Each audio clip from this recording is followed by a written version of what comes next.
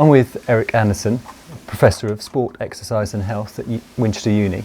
And Eric's kindly agreed to the interview today because about a year ago he bought a treadmill off my company, and I'm just really interested to see how he's got along with it. So yeah, Eric. Great. So let me just tell you my personal journey. It began when one of my colleagues decided that he wanted to do research onto the impact of standing desks. So we all got standing desks at work, and it took a bit of adjustment, but soon after, I didn't feel comfortable sitting down. I felt more comfortable, I felt more invigorated, and I actually feel that I thought better, that my creativity was better, and that my productivity was better as well when I was standing at the desk. So then, I used to stand at the desk and do sort of various exercises, and my colleague said, hey, why don't we try a walking treadmill? And I thought, yeah, this is a brilliant idea. So we bought a walking treadmill, put it under the desk. I started off probably below normal walking speed, and I did that because I thought I'd have more control, it'd be easier to learn, and I immediately found that a keyboard like this, with a bit of a wrist pad on it, gave me the ability to just sort of support myself a bit and gave me the comfort that I wasn't going to fall. And then I started to type. I realized, wow, I could type just as fast walking as I could when I was just standing at the desk. And then slowly, I started to become so comfortable with it, I didn't think about the fact that I was walking on the treadmill. And then, sort of without even thinking about it, I just reach over and I started upping the speed. And increasingly, over a few weeks period of time, my speed increased to about 5 kilometers per hour. So that means I'm walking 3.1 miles per hour of work. I realized that, yeah, this is an amazing accomplishment.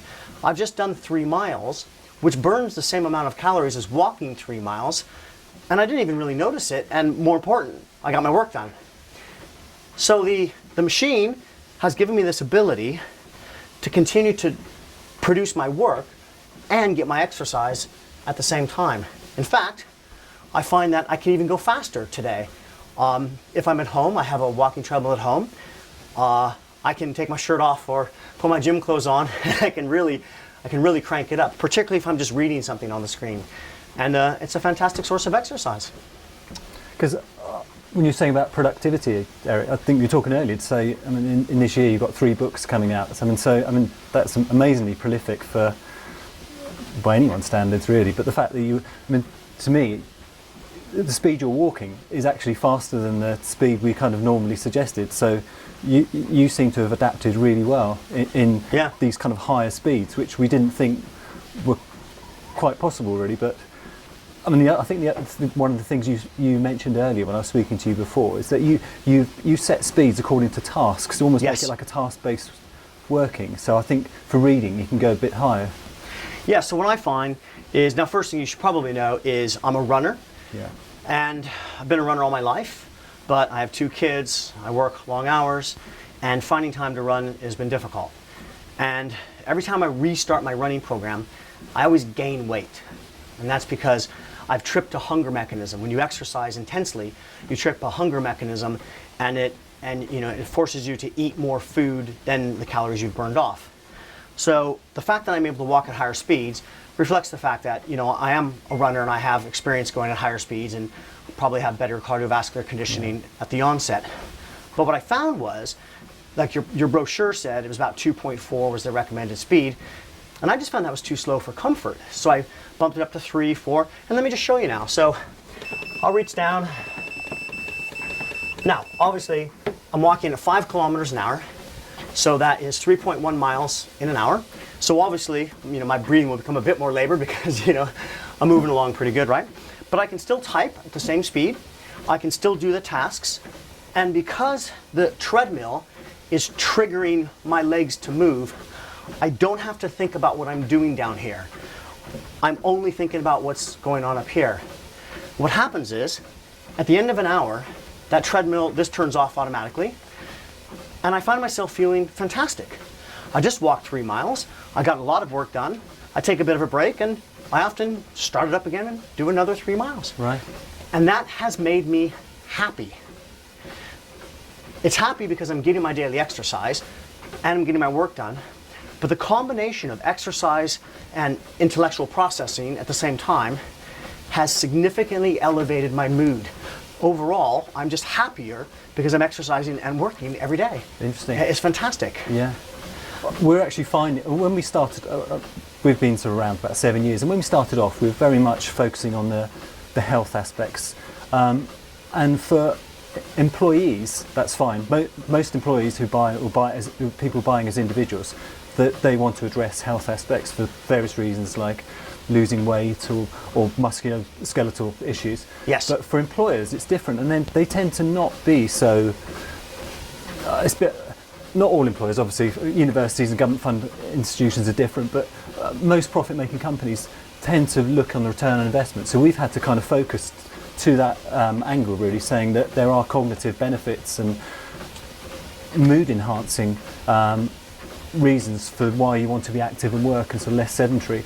And I'm guessing there's kind of an evolutionary reason for this, and I think studies have done so that 20,000 years ago our brain size was I think it was 1,500 cubic centimetres, and now it's 1,350, so a 10% reduction, about the size of a tennis ball. So we're actually we have less brain power than we used to. And I guess it's the fact that when we were on the move, we had to kind of be mentally alert for things going on around us, like looking for food or prey. And when we sat down, I suppose that's the time when we were mentally switching off. Yeah. And probably that's what we're seeing a bit in offices, really, because it's a fairly recent phenomenon, 50, 60 years, that there is this lethargy around. And I think there's an association between sitting, lethargy, and just lower morale, lower mood. Yeah. It's a hard one to sell because you have to kind of explain it almost at that length. And I don't think any studies have been done on mood itself. I know there has been sort of the cognitive side of things, but yeah. So, evolutionary psychology is fun to theorize, but it's difficult to pinpoint precisely. Right. What the evidence does show is that exercise combined with work has greater impact on creativity. A lot of research on children shows this, and I know that this used to be a Greek model back in the days of Aristotle as well. So the idea was, walk and talk. It may be an evolutionary byproduct, or it may not, but either way, the result is the same. Yeah. Promoted creativity and promoted health at the same time. There is no research to show the emotional impacts of this. I like to conduct this research.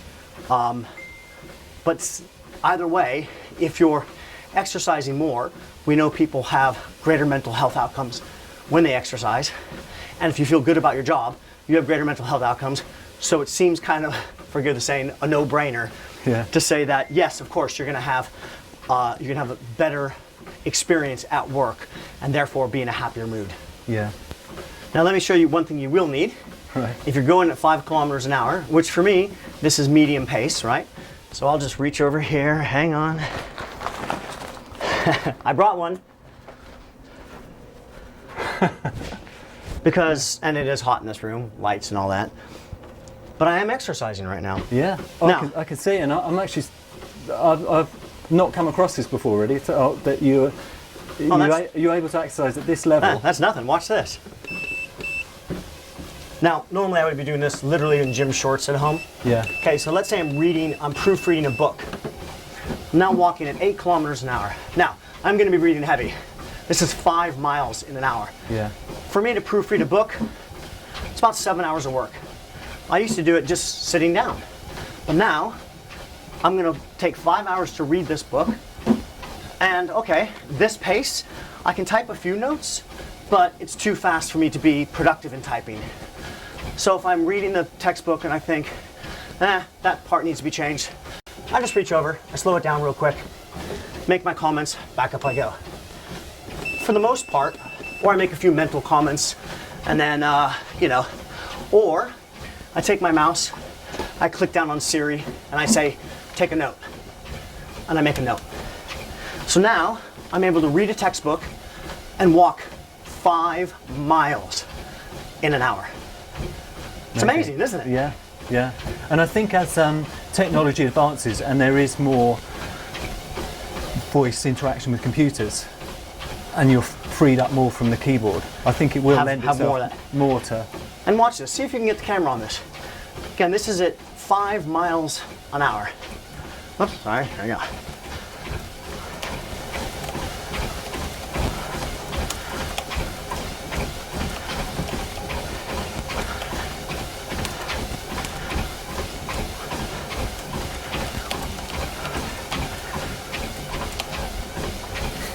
Right? Yeah. So if I'm taking notes on a book, that's an acceptable speed. Yeah. And I'm burning 500 calories per hour. Right. It's phenomenal. Do that for 3 hours in a day, Yeah. 1,500 calories, half a pound of body fat. Well, I mean, the government target is 150 for moderate activity, 150 minutes a week. I mean, you must be achieving that on a daily basis. I'm walking 5 to 13 miles a day, Yeah. and I haven't been thinner in a decade. Yeah. I've run half marathons in that decade, but I haven't been thinner than I am now. You're mentioning the hunger mechanism. What do you think is going on there that walking is different to Yep. to running? Why would So that be? we tend to think that, we have an increasingly obese nation, Yeah. and that is the product of too many calories, right? Bad foods, that's the primary culprit. But on top of that, it's inactivity. So we think, well, we need more sport. And the government keeps throwing sport at both kids and adults. But the problem with sport is it's an intense exercise. So now I'm talking, I'm going to bring it down to back down to 5. Yeah. I'll go to 6. The problem with sport is it's an intense exercise, and it trips a hunger mechanism. And so what happens is you go out for a 3-mile run, and you burn 300 calories. You get back, and you're really hungry. So you might do something like, oh, I ran today, I can have that pizza, or that Snickers bar. Or I played rugby today, I can drink 3 pints of beer because I've done my exercise. Yeah. But the reality is, you've just consumed more calories than you burned off on the exercise. Yeah. And even if you think, I'm going to be good, I'm going to do the run and not change my diet, what you find is you just sort of slowly snack it here and there away. You get those extra calories in through that extra handful of grapes, some extra crackers, Yeah. a little bit of this over the next few hours. And you end up consuming those calories back and more, which is why studies show when people start an exercise program, they often get fatter. What happens is, if you exercise daily and consistently, you'll get used to that. Your calorie intake will start to drop, and you will lose weight. But here's the real question. Who exercises daily and consistent when they work 8 hours a day and they've got kids at home, the whole bit? I certainly couldn't. I'm a distance running coach. I've been a runner all my life. I couldn't find time to run but 2-3 times a week. I was lucky. I have to work 5 days a week. I'm now walking every day at work 5 to 13 miles. Because of that, without ever running, I've lost considerable weight compared to where I was before I got the treadmill. Right. And I suppose you're still getting the same beneficial impacts on your joints and things like that. You're still doing the same bone strengthening things because you're walking, and so you're not losing out. Yep. The first thing, you burn 100 calories per mile, approximately. Right. Whether you run it or walk it. You run it, you burn it at a faster rate, but you're done in a quicker period of time. Yeah. You walk it, and it takes longer, but because I'm at work, time is not the issue. I have plenty of time, so walking at this speed is fine. I still burn my calories. And then we also want some impact. The joints, the musculoskeletal system needs some impact. It's called weight-bearing exercise. But we don't want too much impact, right? Yeah. We certainly don't want as much impact as occurs in the sport of rugby, because that breaks bones.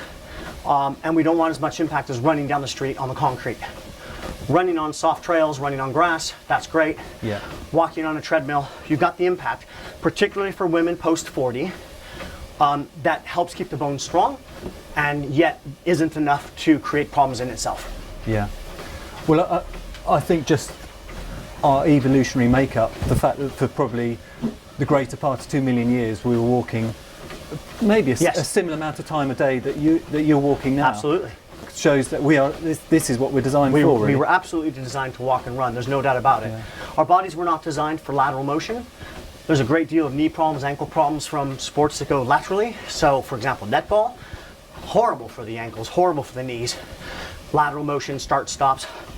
This is rhythmic. Yeah. And you don't have to think about it. And the beauty of this is, you know, I'm talking to you right now. I'm not thinking about what my feet are doing. I'm not thinking about how fast my feet are going, where my feet are. I'm conscientious of the fact that there's a camera on me and I'm sweating and I want to look good.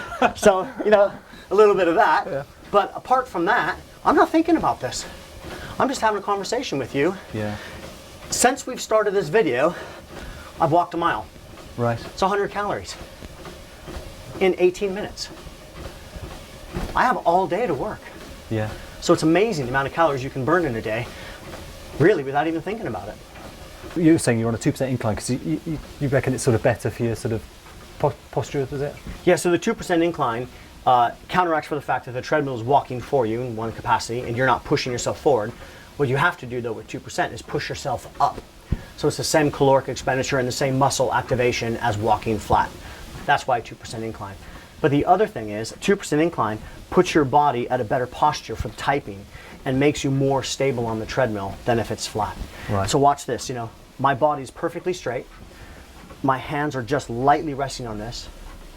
And compared to sitting in a desk where, you know, when you sit, we've all done it, I call it the lurch or the hunch, Yeah. right? You start going closer to the screen, your shoulders round forward, your back comes forward, right? You can't do that here. You have to maintain the distance. You can't lurch your neck forward, which causes all sorts of issues, right? Because how can you type like this? You can't. Yeah. So you have to keep the appropriate distance. Your head can't go forward. It keeps everything nicely aligned, very comfortable, very natural. Yeah. Because I know with sitting, you get this whole sort of kinetic chain thing whereby you've got shortened hip flexors and because of that you've got anterior pelvic tilt, you get overarched lower back, lordosis, and then again your upper back, rounded shoulders, kyphosis, and you get, and you know, like you said, with this forward head tilt. I think they're saying every inch your head goes forward, because your head is like 12 pounds, and every inch your head goes forward puts a 10-pound extra strain. That's right, yes. On your kind of thoracic. Yeah, it's interesting because you do look. Just looking at you, do look very sort of neutral. Neutrally erect, right? Yeah. Everything's above the center of gravity, and this is not related to the treadmill, but I also recommend that that users, I guess we'll call it, learn to do the mouse in both hands, so to reduce strain injury. Right. This is a day. It takes a day to learn to do the mouse in both hands, and then I can now, I call myself bi-mouseual. I can now move the mouse back and forth, just in either hand, just as easy. And I also recommend, Microsoft makes a good mouse like this. It's big and it looks awkward at first, but actually what it gives you is just enough pressure to hold yourself still while using the mouse on the treadmill. Because it is harder to walk on a treadmill without any hands. You can do it, but you can see it's a bit harder. But just a bit of holding on. All you need is a teeny bit of an anchor, and now it's absolutely fine. It feels very natural. So just holding that mouse in your hand or resting the wrists on the keyboard gives you all of the anchoring that you need. Sure. We went off camera earlier, Eric, and you continued on your treadmill. And we had quite an interesting chat, and we were kind of debating whether to include it or not. And it kind of chimed with me because my background, I kind of worked in corporate environments for most of my working life, apart from obviously the last few years when I've been doing this. And to me, they've always come across as really sort of quite dull and sterile environments. And I know that it's kind of there for a reason. There's a hierarchy, management chain. And we kind of just talked about your trainers and the fact that the whole thing set up here, I know we're doing an interview, but the whole setup, you moving and feels more natural. And I know, one of the companies I've gone into, it's a computer firm, and they have, I think, about 20 odd treadmills there. You walk in there, as soon as you walk in there's a completely different vibe to all the places I used to work at. Yes. And it's like, and the vibe is kind of just fun, really. Yeah. And the corporate world just seems dull, and I think that's probably a lot of the reason why there is such high absenteeism. Yes. People probably think on a Sunday or Monday, It's a chore. Can't face it. But you were kind of thinking, this perhaps is like I see you wearing trainers there. Yeah. This is a lead in to perhaps breaking down some of these traditional hierarchies. Yes, absolutely. So, you know, the traditional business place is designed upon hierarchy, and that squashes creativity. It squashes people's ability. They have an idea, they want to go relate it to senior management, but they feel that there's a power structure there and that they can't enact their agency to do that. But imagine the difference if you walk into your senior manager's office and she's wearing running shoes, walking on a treadmill. It just breaks that down a bit. It makes senior management a bit more accessible. It makes everybody a bit more relaxed. And then, of course, you get the added value of the exercise, which makes everybody more creative. So it does work to break down that hierarchy. It does work to make the workplace a bit more fun. So, you know, I'm a professor of sport. I could be wearing a suit and tie while doing this, but hey, that would look silly with the running shoes. So, you know, I'm not dressed in that typical style. Yeah. That being said, maybe you're meeting with clients. The culture hasn't changed entirely. And if I'm going to meet with somebody who's looking to fund some research, for example, they don't know about this, the treadmill and the exercise ethos, right? So I just keep a pair of dress shoes there and, you know, get off the treadmill, change shoes, and throw on a jacket, and off I go to the meeting. Yeah. So as simple as that. Just keep the shoes by the treadmill. I also recommend keeping a pair of shoes on your treadmill that you use for no purpose other than the treadmill. Don't wear them around the house. Don't wear them anywhere else. They are your exercise treadmill walking shoes only. And that does two things. One, it means you're not bringing muddy trainers from home into the office and getting mud and making the place look horrible, right? But two, you know, running shoes are tools. You know, exercise shoes are tools. So you put them on your treadmill. You can keep an idea of how many miles you've walked. And then every 3-4 months, 6 months at the most, you need to replace those shoes. The more you walk, the quicker you need to replace those shoes. Right. Because walking, whether it's on a treadmill or on the street, in worn out shoes leads to stability problems and leads to injuries. Sure. And it's also important to keep the treadmill at an incline, because when you walk, you have to propel your body forward. Sure. On a treadmill, the treadmill does that part for you. All you're doing is lifting your leg up and putting your leg forward. So what would you say, about a 2% type? So 1 to 2%. 2% is great. Yeah. We don't need more than 2%. 1% is good, 2% is fantastic. And I saw earlier on your treadmill that you basically, on the version you had, you just put it onto like a book or an A4 pad or something like that. Yeah. That's enough to get you that 1 to 2%. What I found was I put on a pad, which got me the 2%, and it also, because I'm a neat freak, it hid the cords, and all I see is a treadmill and no cords. And I quite like that because I like a clean office space. Sure. Yeah, but your newer version has a self-incline feature. Yeah. Yeah. Which is fantastic. Yeah. We are sort of gradually seeing the sort of take up of this, and I think there's some parallels about sitting being the new smoking. Yes. In terms of, say, the time it took for smoking, I think it was 30 years from the first evidence of lung disease to warnings on packets. And I think we're probably about 12 years into this idea that sitting is genuinely harmful. So we are seeing this introduction of standing desks, and and it has been on the news quite a bit. And you see fairly enlightened companies, Google, Facebook, and they're having this merging of work life and home life. But we're not really fully seeing a merging of work life and exercise life. Yes. And just being active. Okay, we have got the standing desks, and that is a great start. And I think from going from standing desks, you've almost broken a kind of getting people off the chairs. We found, certainly in the early days, there's a real social barrier to that. It was quite hard to be the only person in an open plan office standing. Yes. And you've almost all got to kind of rise up together really to overcome the various sort of norms, workplace norms. Absolutely. Yes. But in terms of just fully integrating exercise, companies like Google and well, I shouldn't come back to that, but Google and Facebook, but they have like gyms in basements which require putting exercise clothes on, doing a dedicated 30 minutes. And we kind of, from our sort of findings, we know that sort of gyms aren't for everyone really, and for some people it can be quite intimidating.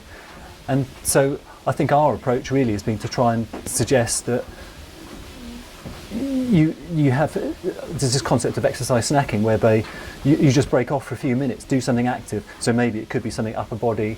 I think we had that Pilates ring.